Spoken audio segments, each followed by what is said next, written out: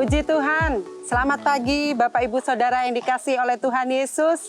Kembali kita bertemu dalam program sarapan GPDI Situbondo, makanan yang sesungguhnya bagi hati dan jiwa kita. Puji Tuhan, pagi ini saya ada di lapangan sekolah Immanuel. Pagi ini kita mau sama-sama belajar bagaimana kita mau meneladani para olahragawan. Kita baca dalam 2 Timotius 2 ayat yang kelima. Seorang olahragawan hanya dapat memperoleh mahkota sebagai juara apabila ia bertanding menurut peraturan-peraturan olahragawan. Bapak Ibu yang dikasihi oleh Tuhan Yesus, dalam pengiringan kita kepada Tuhan, Rasul Paulus juga mengajarkan untuk kita dapat belajar dari kehidupan seorang olahragawan atau seorang atlet. Salah satu ciri yang utama dari mereka adalah mereka disiplin dalam berlatih.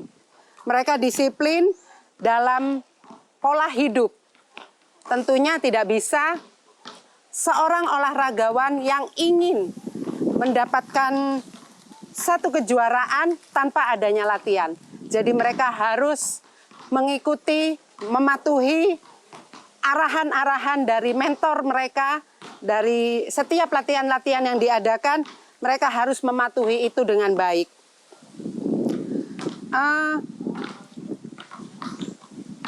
Kita pun saat ini sedang hidup di zaman yang serba instan. Dikatakan ada mie instan, ada kopi instan, ada makanan-makanan siap saji,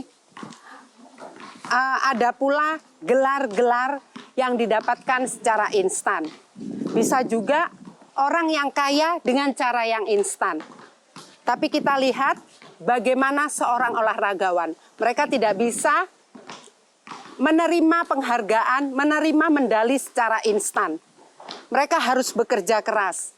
Mereka harus berlatih dengan keras, tidak bisa secara instan. Mereka harus membiasakan diri mereka untuk mengerjakan semuanya secara bertahap, sehingga mereka memperoleh hasil yang memuaskan.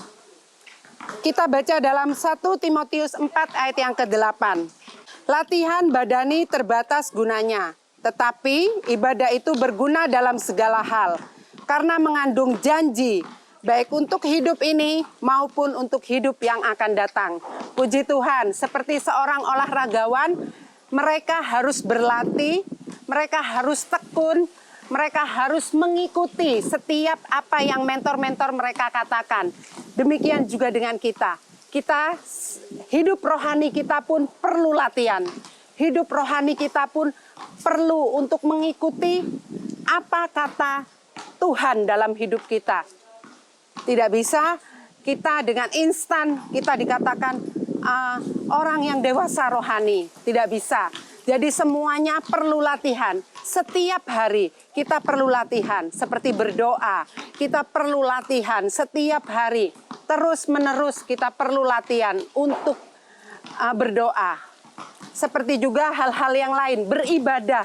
Itu pun perlu dikerjakan, dilakukan, dilatih dengan terus-menerus. Seperti anak-anak sekolah minggu, dari sekolah minggu mereka dilatih untuk beribadah, untuk datang beribadah.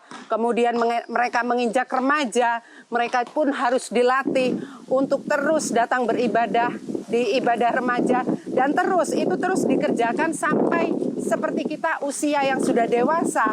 Kita pun perlu terus berlatih supaya kita menjadi sesuatu yang wajib, sesuatu yang dirindukan, datang beribadah, datang bersekutu dengan Tuhan, itu sesuatu kerinduan kita.